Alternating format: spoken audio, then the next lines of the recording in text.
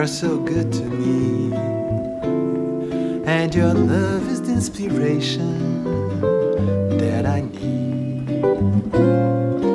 Writing songs for you is the way I find to thank you for this.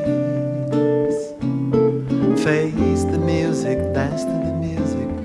Now I hear the sound of music, and your kisses take it closer to perfection. You're beyond imagination. What a dream team, you're so good to me.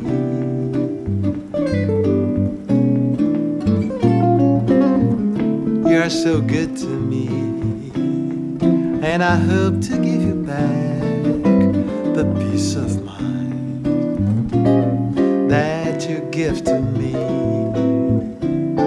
And it feels like Bossa Nova by Jobim. The solution to my dilemma, you're my girl from Ipanema. Inspiration for my samba. In slow motion, you're the top, you're my devotion. My slow motion, Bossa Nova dream.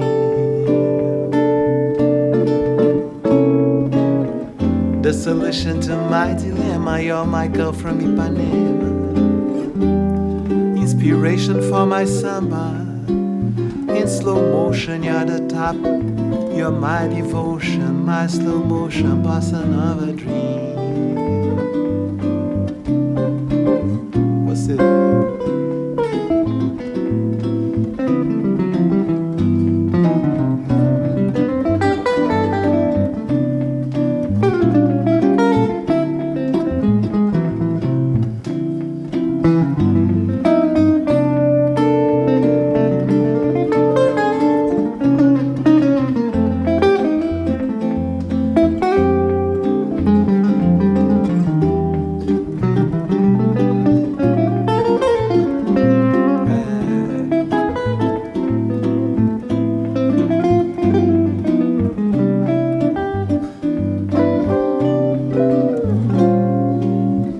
You're so good to me, and I hope to give you back the peace of mind that you give to me. And it feels like Bossa Nova by Jobim. The solution to my dilemma, you're my girl from Ipanema. Inspiration for my samba. In slow motion, you're the top, you're my devotion. My slow motion, Bossa Nova dream.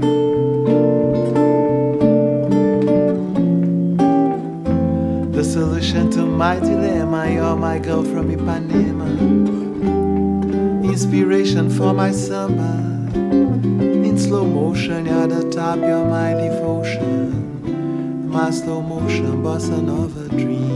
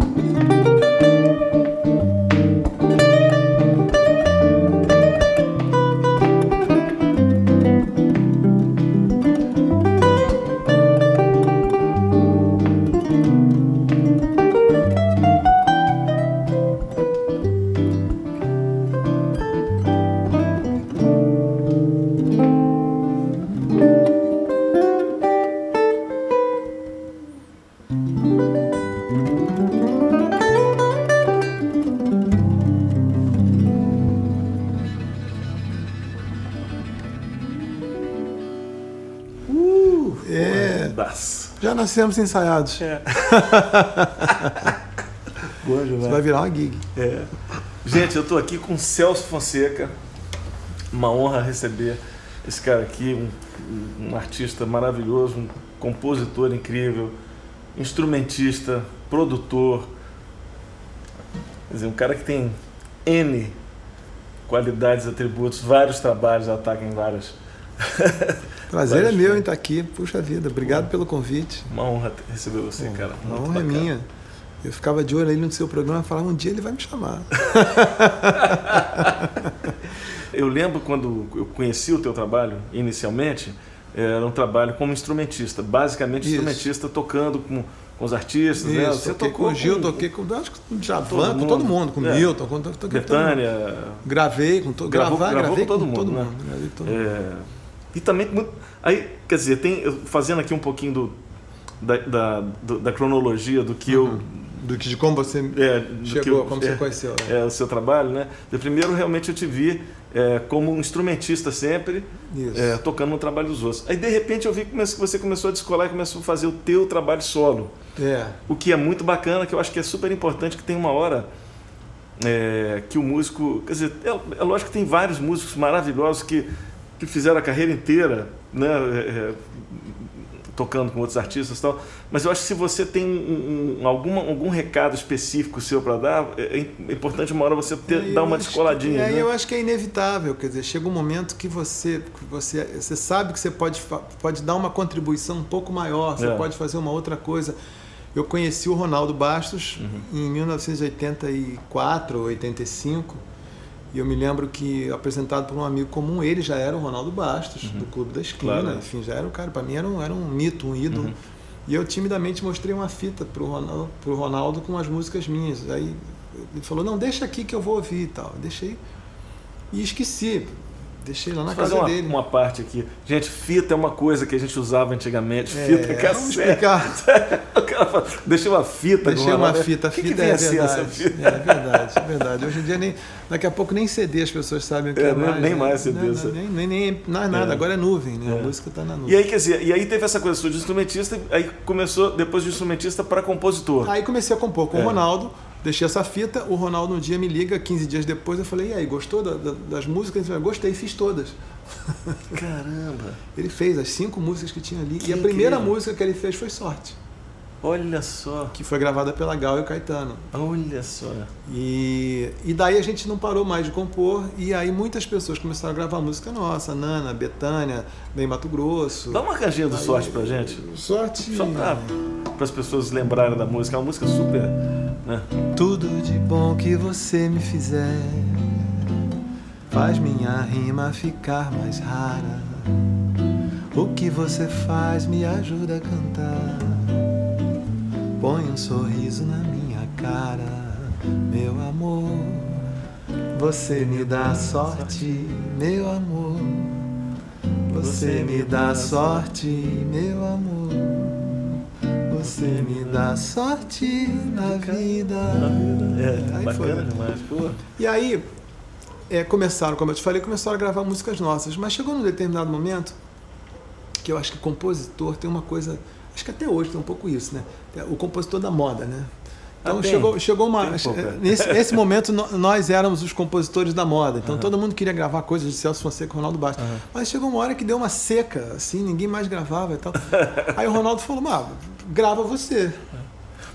Mas antes de você gravar, quer dizer, muita gente gravou, né? Sim, é isso que eu estou dizendo. Muita gente gravou, mas aí depois pararam de gravar. Aí ele falou, agora grava você. Aí eu inventei o primeiro disco nosso, ele estava fazendo Adubas, estava começando Adubas, e eu inventei o primeiro disco, Celso Fonseca e Ronaldo Bastos. Eu fiz questão que tivesse o nome dele, porque ele era compositor também. Eu falei, cara, vamos fazer um disco de compositor. Eu não me achava cantor, aliás, não me acho até hoje. E então ele falou, cara, é um disco de composições nossas, e quem sabe isso vira um songbook e as pessoas depois vão aqui tirando músicas para... Essa coisa que você falou de não se acha cantor, eu sinto assim, que tem muito compositor que acaba cantando as próprias músicas, que originalmente não era um intérprete.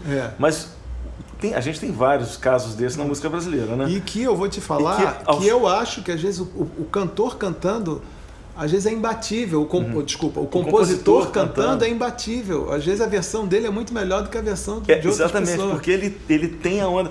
Então a gente tem isso aqui no Brasil, muitos casos, né, do cara que é compositor e que acaba interpretando as suas próprias composições, até por ter aquilo que você falou, deu uma seca, então vou fazer eu mesmo, né? Exatamente. E de repente você acaba achando uma onda de interpretar aquilo e você vira um intérprete com uma característica muito específica de ser um intérprete das próprias músicas suas, e quando você começa a cantar a música dos outros, você traz aquilo para você também, e aí vira uma assinatura. Vira uma coisa sua, exatamente. Foi o que aconteceu comigo. Exatamente, que é o que eu senti vendo o teu trabalho atual. E que depois aí eu comecei a querer... Quer dizer, aí eu voltei ao começo, porque no começo era isso que eu fazia. Nos violões de sítio, eu cantava as músicas dos outros, que eu não compunha ainda. Então, aí eu voltei.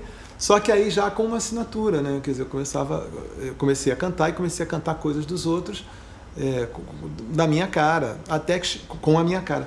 Até que chegou um momento que eu acho que foi o mais assustador de todos, quando eu gravei um funk. Isso, olha, minha filha tinha pedido para te perguntar isso. Ela falou assim, será que ele vai falar do... Como é que chama, Ju? Se ela dança, eu danço. Aí foi o momento mais assustador. Como assim você gravou um funk? Eu gravei um funk. Porque a história é essa. Um dia eu estava no carro com meu filho, que era pequeno na época, e ele estava ouvindo uma dessas rádios que eu não ouviria de jeito nenhum, dessas rádios populares. E aí entrou esse funk. E eu ouvi aquilo. É engraçado, e você entende isso, tanto quanto eu, que tem determinadas músicas que você ouve, mas você acha que ela está de alguma forma fora de um contexto, entendeu? E você consegue extrair daquela música o que nos interessa, né? A gente que é músico, a gente consegue extrair dela o que interessa. Às vezes as pessoas falam, pô, essa música é ruim, e você gravou um funk e tal, não sei o quê. Mas quando eu ouvi essa música, eu saquei e falei, cara, tem uma coisa bacana aí. Tem um lance aí. E aí eu reharmonizei a música, e tornei, eu acho até que eu dei longevidade à canção, porque eu acho que... Porque ela teria morrido mais cedo. Ela teria morrido mais cedo. É. Eu acho que hoje em dia, quem cantar essa música vai cantar do jeito que eu gravei. Da tua versão, Porque eu reharmonizei, fiz tudo completamente diferente, mas as pessoas falam assim, mas como um funk? Você gravou um funk? Cara, você está falando um negócio aqui, Celso, que é muito importante, assim... às vezes a gente fala as coisas assim, talvez você tenha consciência dessa importância, mas talvez não. Você falou assim... porque a gente que é músico faz isso, né? Nem todo músico. Assim, nem todo músico eu acho que tem essa capacidade de enxergar isso que você está falando. Eu conheço alguns artistas que têm essa capacidade e eu admiro muito. A Cássia Eller tinha isso. A Cássia era uma intérprete. A Cássia era incrível. Às vezes a Cássia vinha me mostrar uma música, ela falava assim, Nelson, eu estou pensando. Falta dela. Ela falava assim, eu estou pensando em gravar essa música. Ouve, o que você acha? Eu falava, Cássia, essa música é horrível. Eu falava com ela, essa música não consigo ver nada disso aqui. De repente ela chegava, ela voltava com uma onda, eu falei, cara... Com a assinatura dela, exatamente. Com a cara dela. Aí a música virava um lance assim, eu falei, pô, genial, cara. Então isso que você está falando é muito importante. Porque isso eu acho que é uma habilidade que a gente precisa desenvolver. Precisa encontrar, tem uma música do Milton Nascimento que fala, nas sombras eu encontro o meu sol, das sombras eu tiro o meu sol. É você saber pegar um negócio que está obscuro ali, você fala, peraí, tem uma... Porque tudo tem alguma coisa boa. Tudo tem um lado bom, né? Não é possível. Você consegue enxergar ali uma coisa que talvez as outras pessoas não consigam enxergar, e você consegue entender que você pode trazer aquilo para você. E na verdade o meu...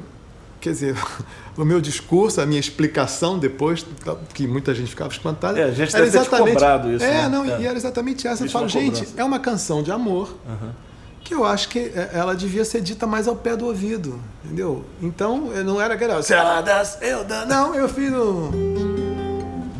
Se ela dança, eu danço, eu danço. Falei com o DJ... fazer diferente, botar chapa quente pra gente dançar. Quem é a menina que dança e fascina, que alucina querendo beijar? Se ela dança, eu danço, balancei no balanço, esse doce encanto que me faz cantar. Que é quando eu te vejo, desperta um desejo. Eu lembro do seu beijo e não paro de sonhar. Ela só pensa em beijar. Beijar, beijar, beijar.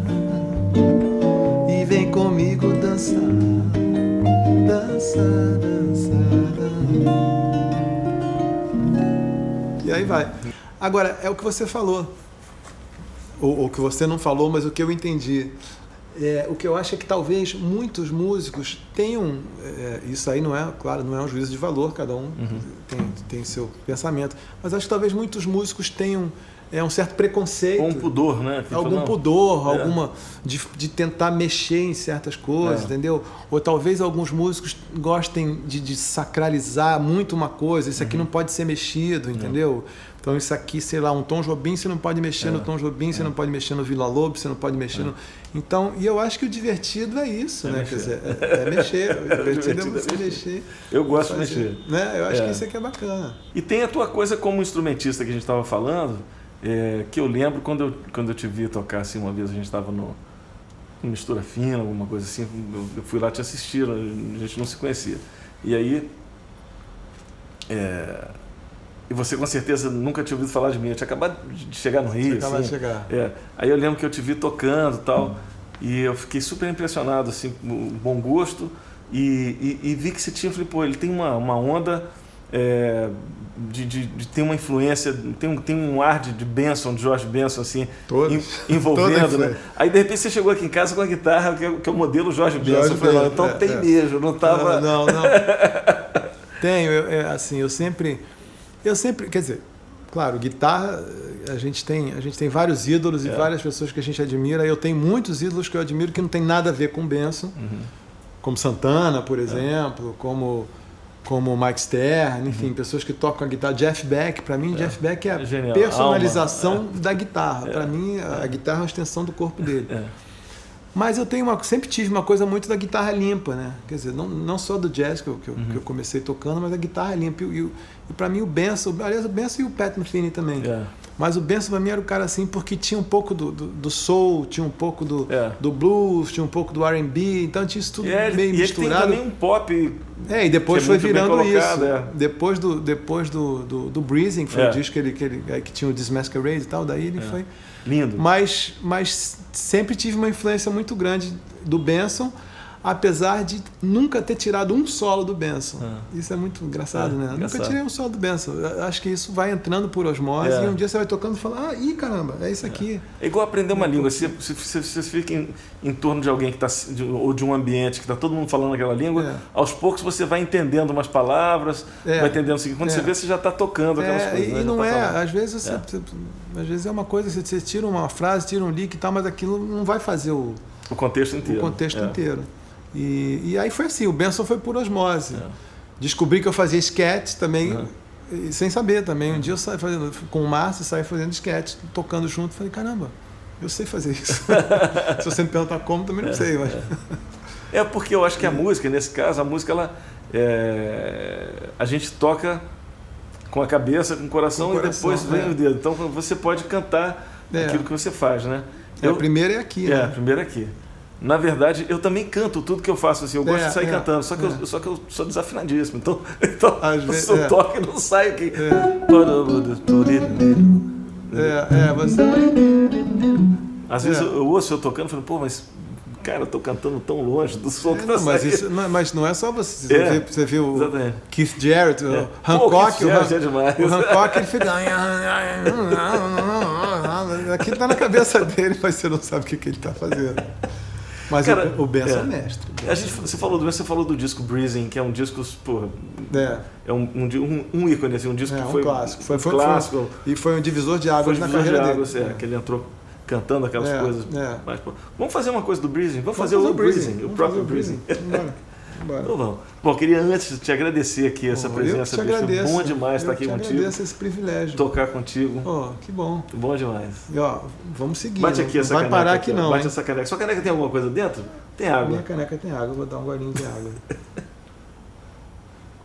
Eu não sabia que tinha, mas agora vamos bater. Saúde. Esse é a bebida dos deuses, é a água. A água. Bom demais. Não, e pra quem canta, né? Você hidrata. Então vamos lá. Vamos lá. Puxa aí, Amanda.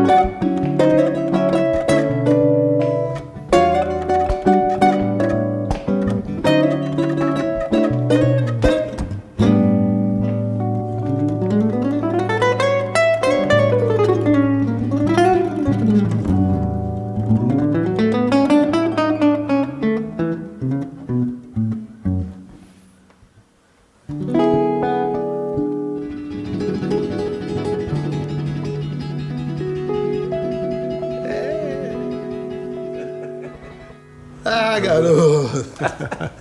Obrigado. Que maravilha, cara. Obrigado a você. Demais. Delícia ter você aqui. Obrigado. Valeu, cara. Obrigado.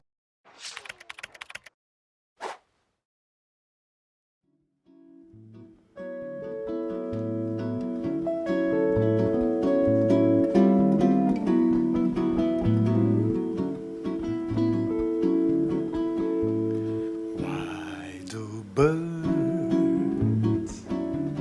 suddenly appear every time you are near. Just like me, they long to be close to you. Aqui, inclusive, é a camisa toda Enjambrada. Mas isso é um clássico dos guitarristas. Né? A gente se arruma todo, bota uma camisa, bota isso aqui, aí quando cima torta tudo, aí vem a mulher e fala, meu amor, a blusa tá toda torta, aí você vai lá.